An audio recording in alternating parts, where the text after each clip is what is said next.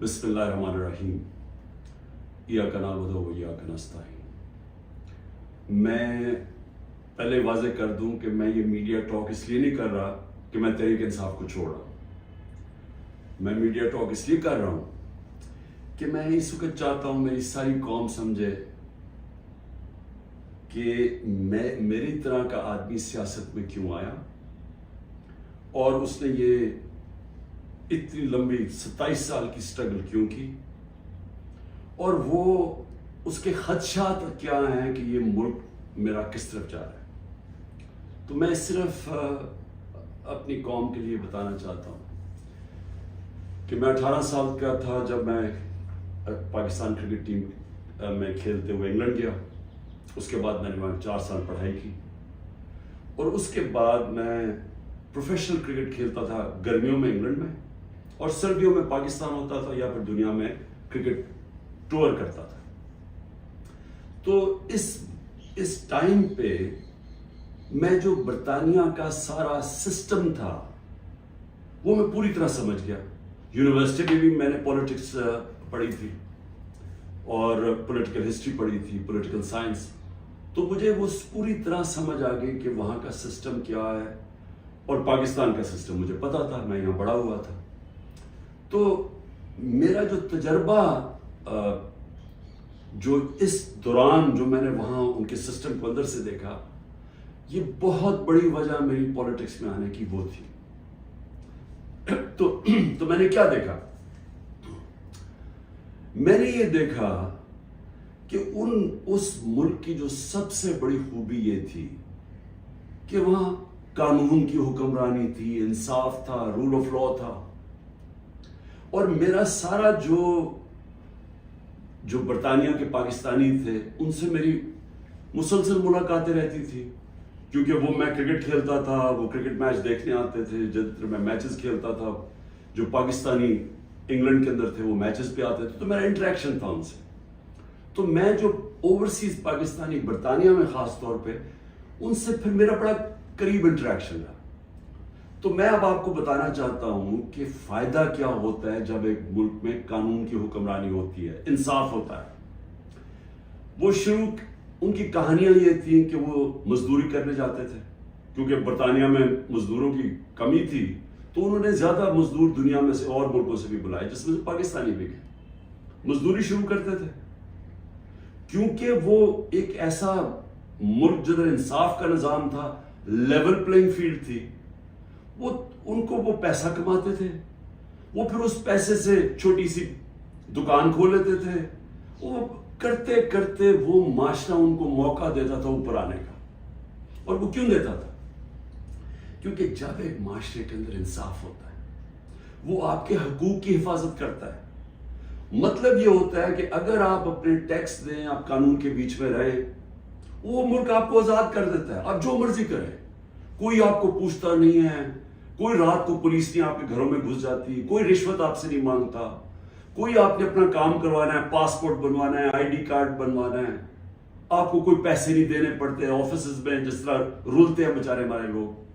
وہاں کوئی تھانے کچہری کی پولیٹکس نہیں ہے کہ بیچارہ غریب آدمی کبھی تھانے میں رول رہا ہے، کبھی کچہریوں میں رول رہا ہے، کبھی پٹواری سے رول رہا ہے، زمینوں پہ قبضے ہو رہے ہیں، اور سارا وقت ان بیچاروں کو سفارشیں چاہیے تھی۔ اس ملک کے اندر سب سے زیادہ جو پولیٹکس میں جو ہمارے ایم این ایز اور ایم پیز ہو، ان کا سب سے زیادہ کام کیا ہوتا ہے؟ لوگوں کی سفارش جا کے گورنمنٹ آفیسز میں جائے۔ وہاں کیوں نہیں ہوتا؟ کیونکہ وہاں انصاف ہے۔ یہ سمجھنا ہے پاکستانیوں آپ نے، انصاف انسانوں کو آزاد کرتا ہے حقوق دے کے، انصاف آپ کو طاقتور سے تحفظ دیتا ہے۔ کوئی بھی آفیشل بیٹھا ہو سرکاری آفس میں، اس کی مجال نہیں آپ کو ذلیل کرنے کی وہاں، کیونکہ وہاں انصاف کا نظام ہے، وہ عدالت میں جا سکتا ہے۔ کوئی اس کی مجال نہیں رشوت مانگنے کی، کیونکہ وہ اس کو عدالت میں جا کے کہہ سکتا ہے اس نے مجھ سے رشوت مانگی۔ کمزور کو طاقتور سے انصاف تحفظ دیتا ہے، اس طرح لوگ آزاد ہوتے ہیں۔ تو وہی پاکستانیوں کو میں نے آہستہ آہستہ دیکھا اوپر آتے ہوئے، ان کے بچے گورنمنٹ اسکولوں میں گئے، مفت پڑھے، ان کے بچوں کو اعلیٰ تعلیم ملی، ان کو میں نے دیکھا وہ اور آگے پڑھے، وہ ڈاکٹرز بنے، مزدوروں کے بچے، اور سوائے کئی علاقوں میں جو تھوڑی ریسزم تھی، عموماً یہ دیکھا کہ جو وہاں مزدور بھی گئے ان کو دیکھتے دیکھتے بچے آگے بڑھتے گئے، بزنس شروع کی انہوں نے، بڑے کام کیے. لیکن جو بھی یہاں پاکستانی جاتے تھے، جو مجھے ابھی بھی یاد ہے، وہ سارا وقت ترستے تھے کہ میں نے ایک دن پاکستان جانا ہے. وہ پاکستانی میوزک سنتے تھے، پاکستانی فلمیں دیکھتے تھے، کرکٹ میچ دیکھتے تھے، سارا وقت یاد کرتے تھے پاکستان کہ جیسے ہی ہم نے پیسہ کما لیا ہم پاکستان جائیں گے. اب ان کے بچے وہاں پڑھ جاتے تھے، بڑے ہو جاتے تھے. جب بچے تھوڑے بڑھ جاتے تھے، بڑے ہوتے تھے، وہ پھر آپ پاکستان آنے کی کوشش کرتے تھے. اب میں آپ کو بتاتا ہوں کہ کیوں ہم آگے نہیں بڑھ رہے. وہ آتے تھے پاکستان، ان کے بچے جب پاکستان میں بزنس کام شروع کرتے تھے ان سے کام ہی نہیں ہوتا تھا. وہ عادی تھے کہ وہ سسٹم میں جائیں، وہاں سسٹم کام کرتا ہے، کام ہو، وہاں آپ کا جائز کام ہو، آپ کو کوئی پیسے نہیں دینے پڑتے، آپ کو فوری کام ہو جاتا ہے، کوئی رکاوٹیں نہیں ہیں. آپ بزنس کھولنا چاہیں، آپ محنت کریں، آپ وہ بزنس کامیاب ہو سکتی ہے. نفع نقصان ہوتا ہے لیکن کوئی رشوت نہیں مانگتا، کوئی آپ سے آ کے انسپیکٹر نہیں آتا، کوئی یعنی سرکاری آفیشل آپ کو تنگ نہیں کر سکتے. یہاں کی ان کو مشکل پڑ گئی. وہ تھوڑی دیر آتے تھے، کوشش کرتے تھے، تھوڑی دیر کے بعد ملک سے باہر واپس رہ ہی نہیں سکتے تھے. کرپٹ نظام میں ایک وہ نظام جدھر انصاف نہیں ہے، وہ نہیں گزارا کر سکتے تھے. وہ بیچارے ماں باپ واپس چلے جاتے تھے انگلینڈ. کئیوں کو میں جانتا ہوں انہوں نے پیسہ اکٹھا کیا، محنت کی، 15-20 سال سرمایہ کاری، اتنا سرمایہ اکٹھا کر کے پاکستان آ کے بزنس کھولی. وہ اس نظام میں ان کی بزنس نہیں چلتی تھی. یہاں رشوتیں دینی پڑتی تھی، یہاں ہر سسٹم یعنی سسٹم میرٹ کو اجازت نہیں دیتا آگے بڑھنے کے لیے کیونکہ انصاف نہیں ہے. اور وہ یہاں تباہ ہو کے میں نے دیکھا لوگ یہاں فراڈ ہوئے، ان سے ہر جگہ زمینوں پہ قبضے ہوئے، ان کے گھروں پہ قبضے ہوئے. جب وہ واپس آتے تھے پیچھے قبضہ ہو جاتا تھا. تو ہوتا کیا تھا، وہ سارے پھر واپس چلے جاتے تھے. اور آخر میں یہ ان کو پتا چلا کہ پاکستان میں ہم بزنس نہیں کر سکتے. اب 1 کروڑ پاکستانی ہے. اب یہ ذرا آپ نے سننا ہے، 1 کروڑ پاکستانی باہر بیٹھا ہے. صرف برطانیہ امریکہ میں جو 16,000 پاکستانی امریکن ڈاکٹرز ہیں، 16,000، ان کی نیٹ ورتھ جو ان کی ٹوٹل ان کی جو دولت ہے 16,000، 200 ارب ڈالر ہے. 200 ارب ڈالر ان کی نیٹ ورتھ ہے. جو 10 پاکستانی سب سے امیر ہیں اس وقت امریکہ میں، پاکستانی امریکنز، 25 ارب ان کی نیٹ ورتھ ہے ڈالرز. صرف جو پاکستانیوں کو یہاں سمجھتے ہیں کہ یہاں حالات اچھے نہیں ہیں، جنہوں نے دبئی میں، اس میں حلال کا بھی پیسہ حرام کا بھی ہے، صرف دبئی میں انہوں نے جو پراپرٹیز لی ہوئی ہیں 20,000 پاکستانیوں نے، وہ 10.4 ارب ڈالر کی پراپرٹیز لی ہوئی ہیں. ہم 6 ارب کے پیچھے، ڈالر کے پیچھے، IMF کے پیچھے بھاگ رہے ہیں. تو میں یہ صرف آپ کو کیوں بتا رہا ہوں، ہمارا ملک اللہ نے ساری نعمتیں دی ہوئی ہیں اس کو. ایسا ملک دنیا میں نہیں ہے. ہر قسم کی یعنی 12 موسم ہیں، اوپر سے نیچے جائیں بدل جاتا ہے، ملک بدل جاتا ہے، اس میں ہر کچھ اگ سکتا ہے. زرخیز زمین ہے، اس کو ہم صحیح استعمال نہیں کر پا رہے. لیکن جب تک ہم انصاف کا نظام نہیں ٹھیک کرتے، ہم اس ملک میں اس دلدل میں گھس رہے ہیں. میں اب آپ کو بتاؤں کہ میں نے جب یہ پاکستانیوں سے جو برطانیہ میں تھے، کیونکہ میرا اصل میں کرکٹ کھیلتا تھا، میں نے آپ کو بتایا میرے ان سے رابطہ تھا، تو تب میں نے فیصلہ کیا کہ ہم پاکستان کے اندر جب تک یہاں ایک انصاف کا نظام نہیں آتا ہمارا ملک آگے نہیں بڑھ سکتا. کیونکہ اتنا بڑا سرمایہ کاری ہو سکتی ہے اوورسیز پاکستانی سے، لیکن وہ آتے ہی نہیں ہے پاکستان میں. وہ صرف اپنی ریمیٹنس بھیجتے ہیں، جو اصل تو سرمایہ کاری سے ملک اوپر جاتا ہے. تو میں نے پھر تحریک انصاف بنائی 96 میں، اور اس کا نام تھا انصاف کی تحریک. اس کی نظریہ کیا تھا؟ اسلامی فلاحی ریاست. وہ نظریہ کدھر سے لیا؟ جو قرارداد پاکستان ہے، آبجیکٹو ریزولوشن ہے، جس میں مدینہ کے ریاست، اس کے اوپر طرز کے اوپر انہوں نے اسلامی فلاحی ریاست لکھی. کیونکہ اسلامی فلاحی ریاست ہمیشہ مسلمان مدینہ کی ریاست کی طرف سوچتا ہے، وہ دنیا کی تاریخ کی پہلی فلاحی ریاست ہے۔ ہم نے اس کا وہ آبجیکٹو رکھا کہ یہ ہمارا گول ہے، اور میں نے اپنی پارٹی لانچ کر دی۔ اب میں یہ اس لیے آپ کو بتایا کہ ہمارا جب تک ملک اس چیز کو سمجھتا نہیں ہے کہ ہم نے اس ملک میں قانون کی حکمرانی قائم کرنی ہے، اس کے بغیر پاکستان کا کوئی فیوچر نہیں ہے۔ اگر ہم یہ نہیں سمجھتے تو ہم یہ جو تباہی کی طرف تیزی سے ہمارا ملک جا رہا ہے، ہم نہیں اس کو روک سکتے۔ میرے پاس ابھی اعداد و شمار ہیں جو اس موجودہ حکومت نے پرنٹ کیے ہیں، میں ابھی آپ کو وہ بتاؤں گا کہ ایک سال میں ہوا کیا ملک میں۔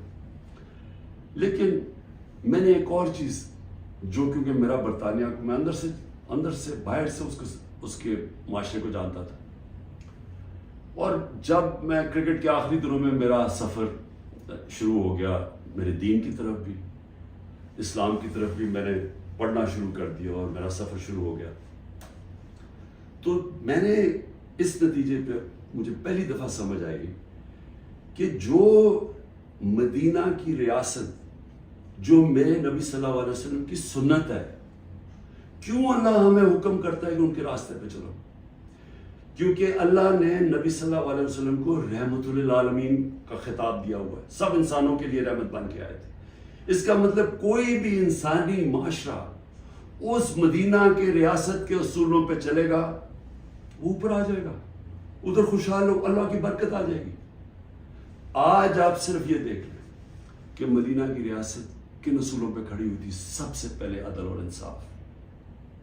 عدل اور انصاف کا مطلب یہ حقوق، انسانی حقوق، ہر انسان کے جب اس کو حقوق ملتے ہیں وہ آزاد ہو جاتا ہے، اس کو طاقتور سے تحفظ مل جاتا ہے، اور انسانوں کو حقوق دے کے پھر فلاحی ریاست بنائی۔ ایک ریاست میں انسانیت کا نظام، کہ ایک ریاست کمزور کا ذمہ داری لے اپنے کمزور طبقے کی، غریب کی، بیواؤں کی، معذوروں کی، یتیموں کی، بوڑھوں کی پینشنز نکلی مدینہ کی ریاست میں، یہ پہلی دفعہ ہوا تھا۔ تو دونوں آج جن جن ملکوں میں یہ بنیاد رکھی گئی ہے انصاف پہ، میرٹ پہ، فلاحی ریاست، انسانیت کے اوپر، جدھر تعلیم کے اوپر زور دیا جو میرے نبی صلی اللہ علیہ وسلم نے دیا، وہ سب آگے نکل گئی ہیں۔ آپ ایک ایک ملک دیکھ لیں جو آج خوشحال ہے، وہ سب یہ وہی اصولوں پہ وہ کھڑے ہوئے ہیں، کیونکہ رحمت للعالمین تھے کہ جو ان کی سنت پہ چلے گا اس کو اللہ اس معاشرے کو برکت بخشے گا۔ اب ہم پاکستان پہ آتے ہیں، موجودہ پاکستان میں دیکھیں جو اس وقت پاکستان میں ہو رہا ہے نا، یہ ہر چیز جس کے لیے، ہر وہ اصول جس کے اوپر پاکستان بنا تھا، آج اس کی نفی ہو رہی ہے۔ بدترین غلامی ہو رہی ہے اس وقت پاکستان کے اندر۔ نہ آزادی نام کی کوئی چیز ہے، کیونکہ حقوق ہی نہیں ہے کسی کے۔ رات کو پولیس گھستی ہے کسی کے گھر میں، سارا گھر توڑ دیتی ہے، اگر وہ جس کو، اور اس کا صرف قصور ہے کہ وہ تحریک انصاف کا، وہ تحریک انصاف کا نہیں ملتا، اس کی بہنوں کو، ان کو تنگ کرتے ہیں، بہنوئیوں کو، رشتہ داروں کو، ان کو تنگ کرتے ہیں، ان کو پکڑ کے لے جاتے ہیں، عورتوں کو پکڑ کے لے جاتے ہیں۔ یہ تو ہم سنتے تھے کہ ہٹلر کی جرمنی کے اندر ایسے ہوتا تھا، میں نے تو اس طرح کی چیزیں سنی نہیں کبھی، کہ جس طرح میرے گھر پہ اٹیک ہو، جو میں اپنا سچ بتا رہا ہوں، بیوی اکیلی بیٹھی ہے، 40 پولیس والے گھس گئے، سارا توڑ پھوڑ کے لوٹ کے چلے گئے گھر، نوکروں کو مارا، جو بچا ہنسام آئے ان کو اٹھا کے لے گئے اور مارا یا بری طرح۔ کس قانون کے تحت؟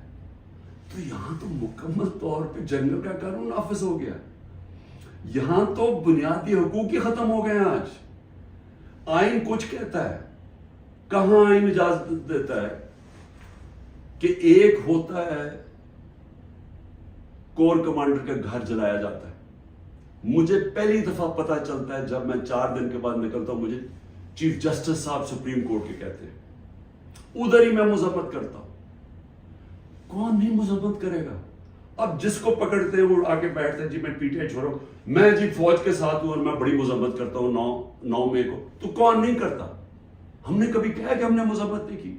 کوئی چاہے گا اپنے ملک کے آپ اپنی فوج کے خلاف کوئی کاروائی کریں یا اپنی فوج کو بدنام کوئی چاہے گا، کیونکہ جب آپ کی فوج کمزور ہوتی ہے ملک کمزور ہو جاتا ہے. لیکن یہاں تو ایک عجیب ہی ماحول بنا دیا گیا ہے. وہ کور کمانڈر کا انویسٹیگیٹ کیے بغیر، یہ پتہ ہی نہیں ابھی تک کہ کس نے کیا کیا، اس کے انویسٹیگیٹ کیے بغیر پورا پاکستان میں تحریک انصاف کے اوپر کریک ڈاؤن ہو گیا.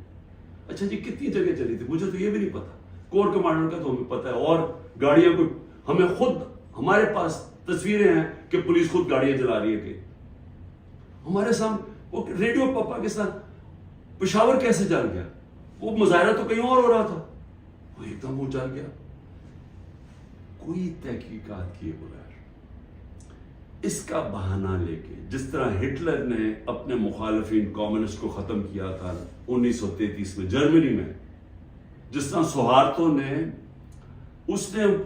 انڈونیشیا کے کمیونسٹ کو ختم کیا تھا کہ جنہوں نے ہمارے کوئی آرمی آفیسرز کو قتل کیا، ان کو ساروں کے اوپر حلہ دیا، دھاوا بول دیا، جو آج ہوا ہے.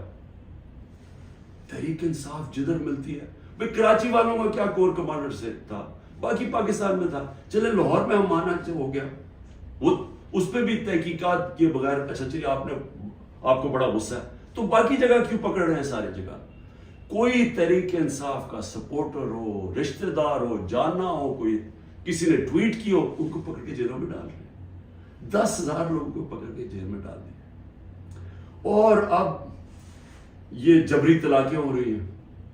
وہ آتے ہیں بیٹھتے ہیں، جی میں دیکھیں جی میں نے تو بڑا فوج کے ساتھ ہوں، میں تو بڑا یہ 9 مئی جو ہوا بہت برا ہوا اور میں تو تحریک انصاف چھوڑوں. تو یہ اس سے سمجھا جا رہا ہے کہ یہ پارٹی کمزور ہو رہی ہے، عمران خان اکیلا رہ گیا. لیکن میں سارے جو آج آپ بیٹھے ہیں نا، جو فیصلے کر رہے ہیں اس ملک کے، میری بڑی غور سے بات سنیں.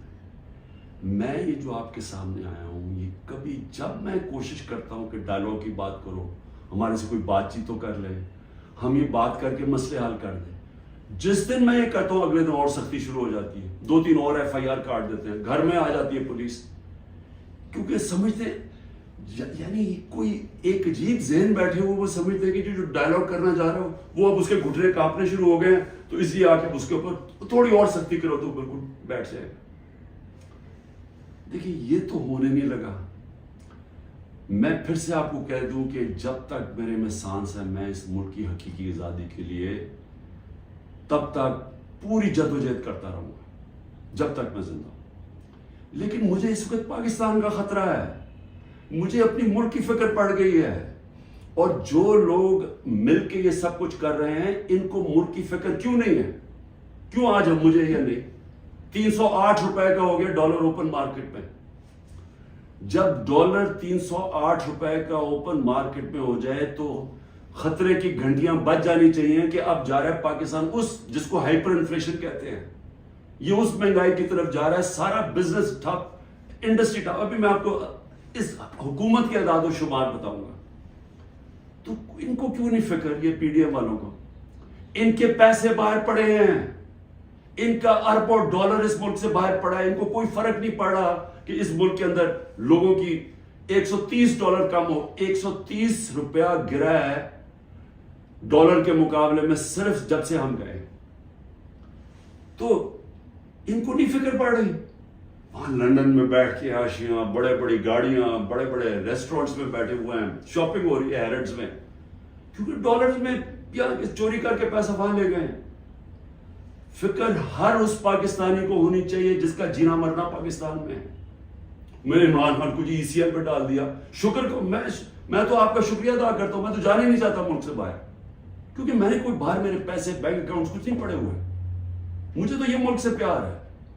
تو اس لیے ECL ان کو فرق پڑتا ہے جنہوں نے جائیدادیں ڈالرز میں رکھی ہوئی ہیں باہر، اور ان کو کوئی فرق نہیں پڑا کہ ملک تباہی کی طرف جا رہے ہیں. ذرا آپ یہ صرف دیکھ لیں کہ جب ایک آدمی نے بند کمرے میں فیصلہ کیا کہ جناب عمران خان بہت ملک کے لیے تباہی کر رہا ہے اور میں اس کو بدل رہا ہے، اور اس نے جب گورنمنٹ گرائی، تو ذرا صرف میں اب آپ کو اس حکومت کے اعداد و شمار ہمارے پاس جو فورن ایکسچینج ریزروز تھے، یاد رکھیں روپیہ مضبوط رہتا ہے جب آپ کے ریزروز اوپر ہو، 16.2 ارب ڈالر، آج وہ ہیں 4.5 ارب ڈالر، منفی 72% ہمارا فورن ایکسچینج گرا، ایکسپورٹس 13% گری ہے، ریمیٹنسز جو باہر سے پاکستانی ڈالر بھیجتے تھے وہ 13% گرے۔ یاد رکھیں یہ ہر سال ہمارے بڑھتے جا رہے تھے، ہر سال پچھلے سال سے زیادہ ہوتی تھی ہماری ایکسپورٹس بھی، ریمیٹنسز بھی، ڈالر زیادہ آ رہا تھا۔ اب جب سے یہ آئے ہیں 13% دونوں نیچے چلی گئی ہے بجائے اوپر جانے کے۔ اس کا مطلب ڈالر کم آ رہے ہیں پاکستان میں، قرضے بڑھتے جا رہے ہیں، ڈالر کم آ رہے ہیں اور ہم نے قسطیں بھی دے دی۔ ٹیکسٹائل ایکسپورٹس جو ہماری سب سے بڑی ایکسپورٹ ہے، منفی 14% گر چکی ہے۔ انٹرسٹ ریٹ، اب بزنس کام کون کرے گا؟ ہم جب تھے 9.8 تھا، آج 21% ہے ہمارا سود۔ ہمارا جو ایکسچینج ریٹ ہے آفیشل 180 کر لیں، ہمارا تھا جب ہم گئے 180 روپے ڈالر تھا، آج 287 روپے ڈالر آفیشل ریٹ ہے اور 308 پہ پہنچ گیا ہے اوپن مارکیٹ میں۔ مہنگائی کے اوپر بڑا شور مچا تھا، 12.7% تھی ہماری کنزیومر پرائس انڈیکس۔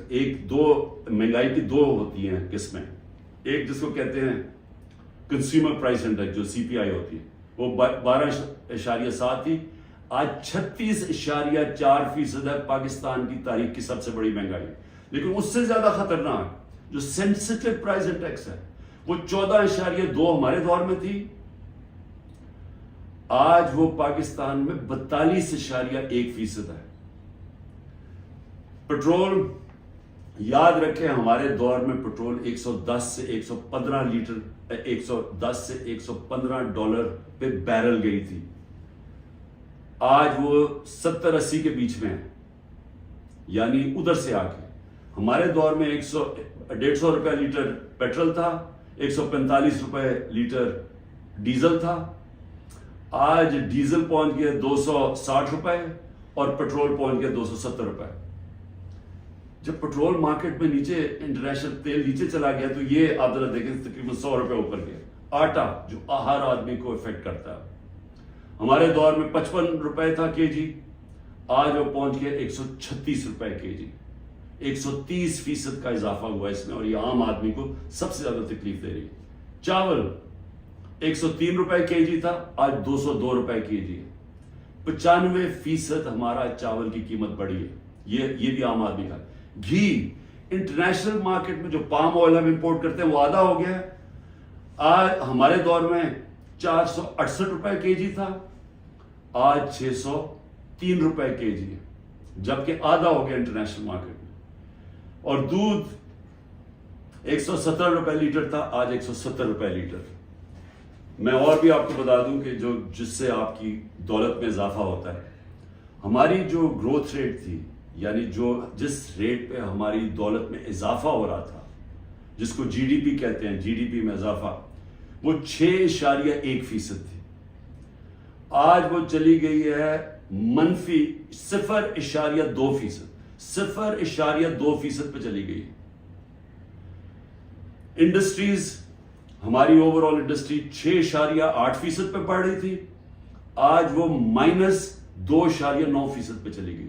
یعنی جس سے آپ کے ملک میں دولت بنتی ہے، جس سے آپ ٹیکسز بڑھتے ہیں، جس سے آپ روزگار دیتے ہیں، وہ انڈسٹری جو زیادہ تر انڈسٹریز وہ -2.9 پہ پہنچ گئی ہیں، اور جو لارج اسکیل مینوفیکچرنگ ہے جس سے سب سے زیادہ دولت میں اضافہ ہوتا ہے، وہ ہمارے دور میں 11.9% پہ بڑھ رہی تھی، وہ آج -7.9% پہ چلی گئی، تقریباً 8% منفی پہ چلی گئی۔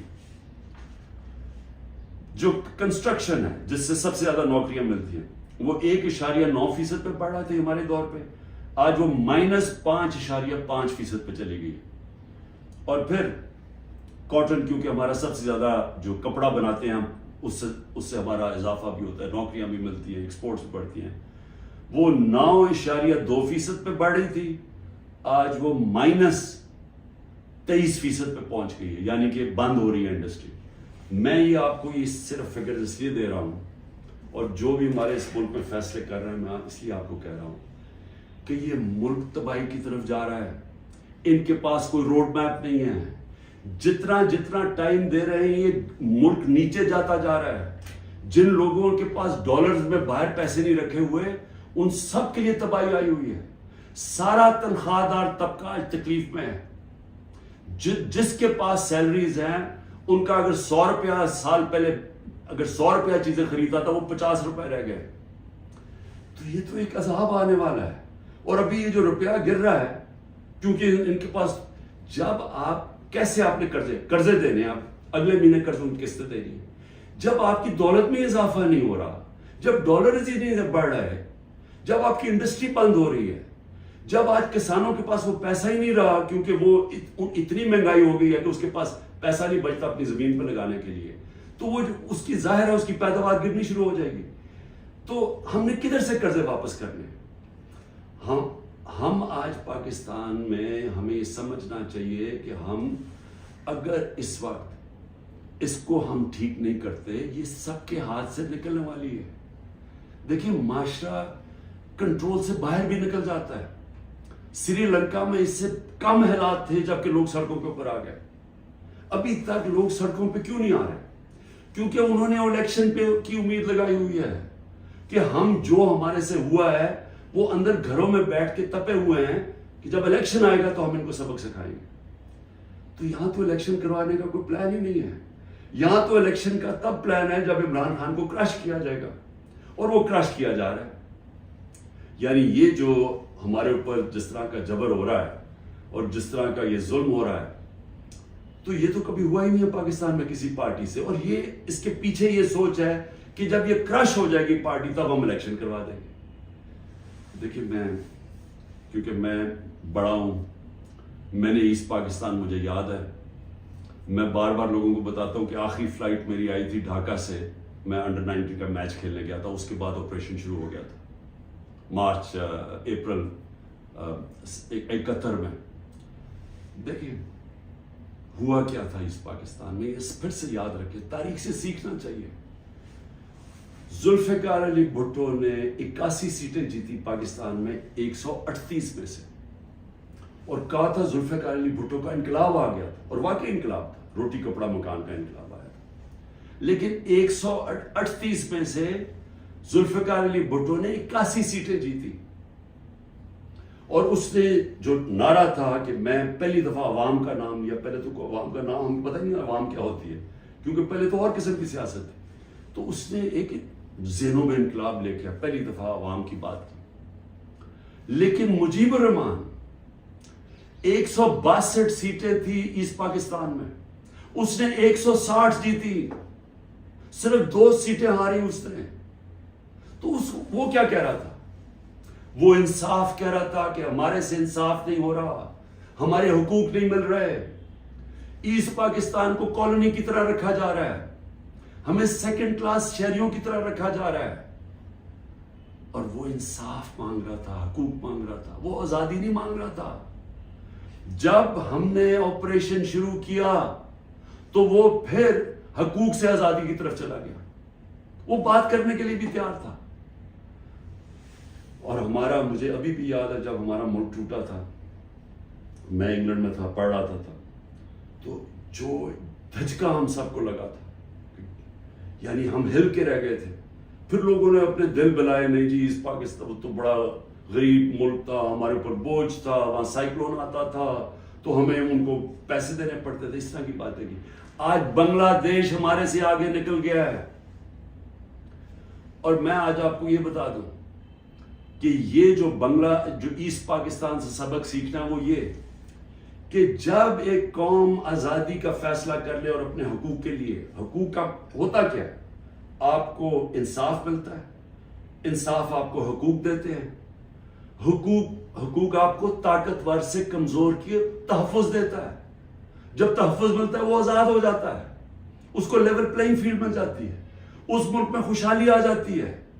کیونکہ وہ پھر زیادہ تر بڑی بزنسز تو نہیں ہیں پاکستان میں، جو میں بتا رہا ہوں ओवरसीज पाकिस्तानी क्यों नहीं आता? वो ज्यादातर छोटी बिजनेस है, छोटी बिजनेस पाकिस्तान में चल नहीं सकती क्योंकि उनके पास इतनी ताकत नहीं होती रिश्वत देने की, उनके पास इतना टाइम नहीं होता कि वो ऑफिसेज के चक्कर लगाएं, वहां उनको वो डिले सिर्फ इसलिए करें जब तक आप रिश्वत नहीं देते, तो वो चले जाते हैं वापस। तो छोटी बिजनेस जो स्मॉल और मीडियम सनत होती है वो एक रीढ़ की हड्डी होती है मुल्क की। असल तो रोजगार वो देता है, सारी दुनिया में स्मॉल और मीडियम इंडस्ट्री देती है, यहां वो चलने नहीं देते क्योंकि यहां एक सिस्टम बड़ा करप्ट है, क्योंकि यहां इंसाफ नहीं है।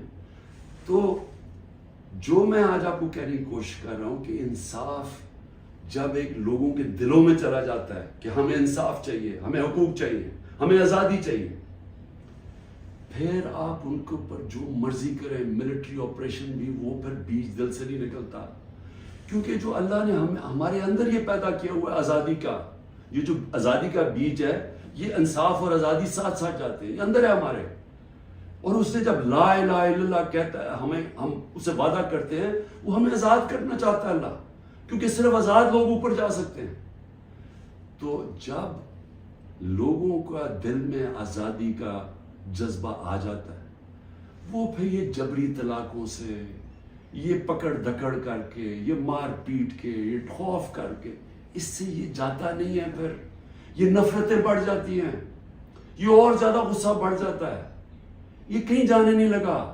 ये जो मर्जी आप करें कि हर रोज बैठ के जी मुझे तो फौज से बड़ा प्यार है और 9 मई को बड़ा बुरा किया गया, मैं छोड़ा पार्टी। तो क्या इससे पार्टी, क्या लोग बेवकूफ हैं? क्या लोगों को नहीं समझ आ रही क्या हो रहा है? तो मैं आखिर में ये कहना चाहता हूं, देखिए ये पाकिस्तान की इस वक्त जंग है, ये तहरीक इंसाफ को खत्म करते करते पाकिस्तान को तबाह ना करें। ये अगर इस वक्त हमने स्टेप्स ना लिए, कदम ना उठाया, ये उधर चला जाएगा, कोई भी नहीं कुछ कर सकेगा। सारा तनख्वाहदार तबका थोड़ी देर में खड़ा हो जाएगा, जब उनके घर में चूल्हे नहीं डलेंगे, जब उनकी देखते जाएंगे कि उनके पैसे को खरीदार कम होती जा रही है, जब वहां औरतें हैं, उनको पता है कि जो किचन चलाती है कि क्या हो रहा है आज उनके साथ। वो मैंने आपको बताया सेंसिटिव प्राइस इंडेक्स जो कि खाने पीने की चीजों का है, वो 42% पे है। तो जब ये हालात ऐसे हो जाए, फिर एक माशरा फट जाता है। तो मैं इसलिए बातचीत की बात कर रहा हूं कि ये टाइम है, ये मुल्क ठीक तब होगा जब इस सारे मुल्क के इदारे इकट्ठे बैठे और मुल्क की सबसे बड़ी एक ही जमात जो फेडरल पार्टी है पाकिस्तान की, वो सब इकट्ठे बैठे और वो बैठ के इस मसले का हल निकालें। ये डंडे मार के मसले का हल नहीं होने लगा। ये जो भी करेंगे, मैं तो बैठा हूं कि हर रोज मैं इंतजार करता हूं कि किस दिन पकड़ने आएंगे, मैं तो तैयार हूं उसके लिए। इससे मसला नहीं हल होने लगा। इसकी सलूशन इसमें डंडे मारने में नहीं है और जुल्म करने में। अगर ये होती तो इस पाकिस्तान ना पैदा होता। इसका मसला इस मुल्क में कानून की हुक्मरानी कायम करना है, इदारे मजबूत करना है, सारे इदारों को अपने आईनी रोल के अंदर फंक्शन करना है, लोगों को आजाद करना है, उनको हुकूक देके। कभी इस मुल्क में नहीं होना चाहिए कि लोग घरों में बैठे और रात औरतें ना परवाह चादर वाली लोग आए घर तोड़ के चले गए और कोई पूछने वाला नहीं है। और उन्हें पता है क्योंकि वो ताकतवर है, कोई पूछेगा ही नहीं। अदालतों से सारा खौफ चला गया, अदालतें जाके फैसला करती हैं इमरान रियाज को लेके आओ, वो अभी तक पता ही नहीं है वो किधर चला गया। और जिस तरह के तशद्दुद की मैंने कहानियां सुनी है कि जो बाहर निकलते हैं, कई लोगों को, सबको नहीं किया, कईयों को तो बुरे हालात में रखा कि इतने छोटे से दड़बों के अंदर लोगों को बंद किया हुआ, लेकिन कईयों पे तशद्दुद किया। तो मैं ये सवाल पूछता हूं कि हमारी जब अदलिया की बात, उनकी वर्डिक्ट ही माने जाएंगे, अदलिया कहती है इलेक्शन करवाओ, आइन के मुताबिक वो इलेक्शन ही गवर्नमेंट करवाती, तो ये मुल्क तो तबाह की तरफ चला गया ना, बनाना रिपब्लिक बन गया। ये मुल्क तो वो जंगल का कानून आ गया आज पाकिस्तान में। तो मैं इसलिए आखिर में अपील करता हूं कि बातचीत करनी चाहिए फौरी तौर पर। जो ये किया जा रहा है ये कोई हल नहीं है, और इसको ये ना समझे कि इमरान खान की कमजोरी है, क्योंकि जब मैं ये बातचीत की बात करता हूँ और सख्ती आ जाती है, बाहर पुलिस पहुंच जाती है, वारंट निकलाते हैं। ये मुझे इससे कोई फर्क नहीं पड़ता। मुझे अपने मुल्क की इस वक्त फिक्र पड़ी हुई है, और आप सबको भी फिक्र होनी चाहिए कि ये जो मैंने आपको बताया है, आज अगर 308 रुपए का ओपन मार्केट में डॉलर मिल रहा है, तो समझ जाए कि पाकिस्तान उधर अब पहुंच जाएगा جدھر سارے لوگوں نے ڈالر خریدنا ہے, کسی نے سرمایہ کاری نہیں کرنی, باہر سے اوورسیز پاکستانی ریمیٹنسز انہوں نے لیگل چینل سے نہیں بھیجنا کیونکہ اتنا فرق پڑ گیا اوپن مارکیٹ اور آفیشیل ریٹ کے اندر. تو یہ تو ملک تو جا رہا ہے نیچے. تو اس لیے میں پھر آخر میں اپنی ساری قوم کو کہتا ہوں کہ آپ سب صبر کریں, اپنی پارٹی کو کہتا ہوں صبر کریں.